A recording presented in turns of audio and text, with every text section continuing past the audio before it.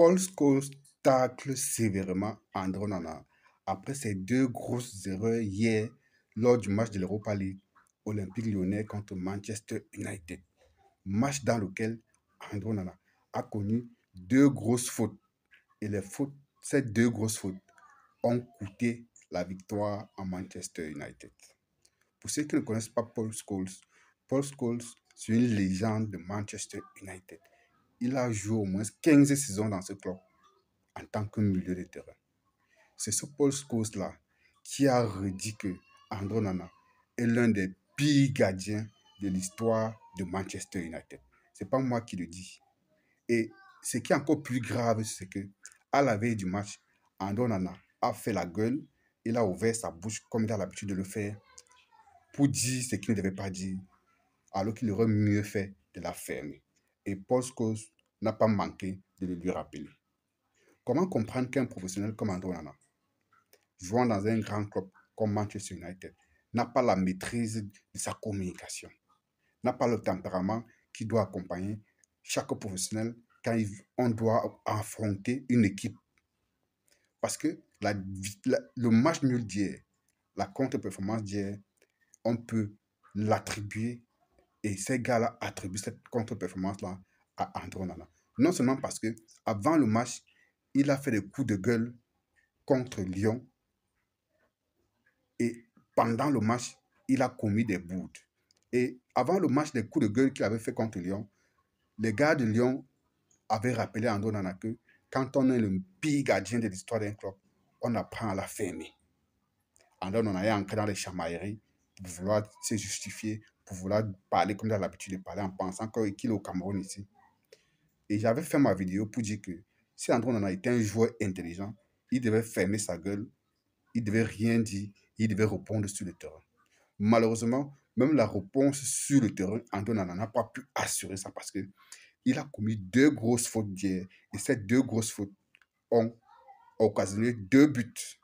Parce que le score final du match, c'était 2-2. Donc, c'était Manchester United 2, Olympique Lyonnais 2. Je vais aller vous lire les déclarations de Paul Scholes qui taclait sévèrement André Onana à la fin de ce match. Paul Scholes écrit: il aurait probablement préféré garder sa bouche fermée. Il dit ça parce que, comme je vous l'ai dit, André Onana, à la veille de ce match, a fait ce qu'il a l'habitude de faire, minimiser l'équipe de l'Olympique Lyonnais, dit que les joueurs de Lyon, ce sont les joueurs de classe moyenne et que c'est une équipe que Manchester United devait facilement battre. C'est pourquoi il dit qu'il aurait probablement préféré garder sa bouche fermée. Je ne sais pas ce qu'il essaie de faire. Il dit qu'il ne sait pas ce qu'André Onana essaie de faire. C'est une terrible erreur de sa part. C'est un bon ballon et la jambe passe le premier poteau. Il essaie d'expliquer un peu l'action, quoi. Honnêtement, je ne sais pas trop ce que le gardien essaye de faire. Il essaye évidemment de dégager, mais le ballon rebondit juste devant lui.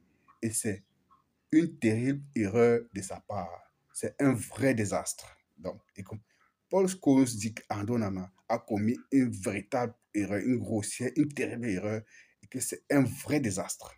Qui est le désastre? L'erreur ou André Onana? Du moins les deux. L'erreur, puisque c'est une terrible erreur, c'est un désastre. Et André Onana également, c'est un désastre pour Manchester United.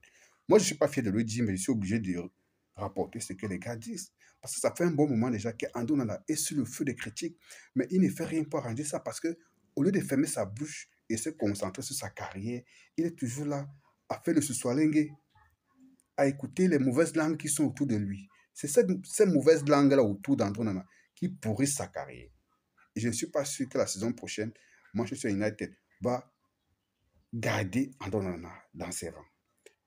Et le message continue, on dit, selon Opta, c'est un peu comme une palette qui essaie d'analyser les performances des joueurs et les performances des gardiens. On dit, selon Opta, depuis le début de la saison dernière, aucun gardien n'a commis plus d'erreurs.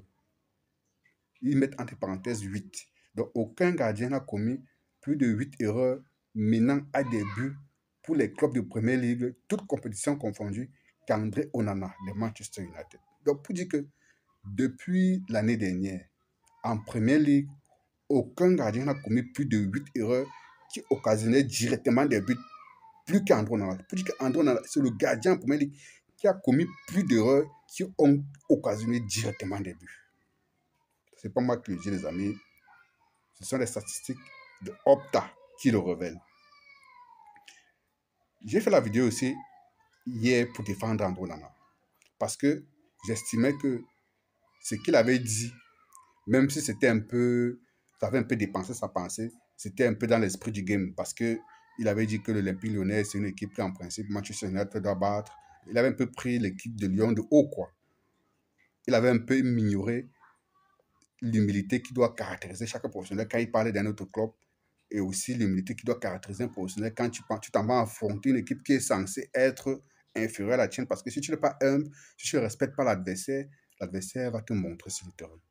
Justement, c'est ça, parce qu'on dit souvent en football et en sport qu'il faut respecter l'adversaire. La meilleure façon de respecter un adversaire, c'est de le prendre très au sérieux.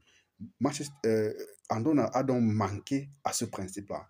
Il a pris Lyon comme n'importe quelle équipe, comme une piètre équipe. Et non seulement il a fait ça, mais également pendant le match, il a commis 2 grosses fautes qui coûtent la victoire à son équipe. Donc vous comprenez qu'à l'heure où je vous parle, il doit être dans les salles de rage. Je ne sais même pas comment il a dû passer la nuit, parce que si c'est moi, après avoir fait la gueule comme ça la veille et que je suis à l'origine de la contre-performance de mon équipe, je dois me sentir très mal. Et je suis sûr que les dirigeants de Manchester United notent ça dans leur petit carnet. Surtout encore avec les statistiques si mauvaises qui accompagnent ces performances chaque jour que Dieu crée. Je doute fort que à la fin de cette saison, Andro Onana soit conservé par Manchester United. D'ailleurs, il y a les rumeurs qui disent que Andro Onana pourrait aller en Arabie Saoudite. Vous savez, là-bas, c'est un championnat exotique. Dès que tu es un peu talentueux, que tu es encore un peu jeune, on fait tout pour te recruter avec beaucoup d'argent. Peut-être que je pense qu'il gagnerait mieux peut-être d'aller là-bas pour davantage assurer son avenir, parce que là-bas, il y a quand même beaucoup d'argent. Je vous le dis, les amis. Je ne suis pas fier de le dire, mais c'est la vérité. Il faut le dire. Donc, chers frères, voilà ce que la presse anglaise, ou du moins, voilà ce que les légendes anglaises pensent de la contre-performance d'Andro Onana du match d'hier soir. C'est qu'il le court davantage sur son coup de gueule de la veille du match. Un coup de gueule qui n'avait pas sa place. Parce qu'en tant que professionnel, il aurait mieux fait de mettre un peu d'eau dans son vin. Il aurait mieux fait de respecter un peu le club de Lyon. Oui, il aurait mieux fait de respecter un peu le club de Lyon. Mais hélas, il a versé dans la condescendance comme il a l'habitude de faire. Je ne sais pas s'il a pris qu'il était au Cameroun. Malheureusement, ça ne paye cash quand vous êtes à l'étranger. Les amis, dites-moi ce que vous pensez en commentaire. C'est notre compatriote. Nous devons le soutenir malgré tout parce que c'est un Camerounais comme nous. À très bientôt.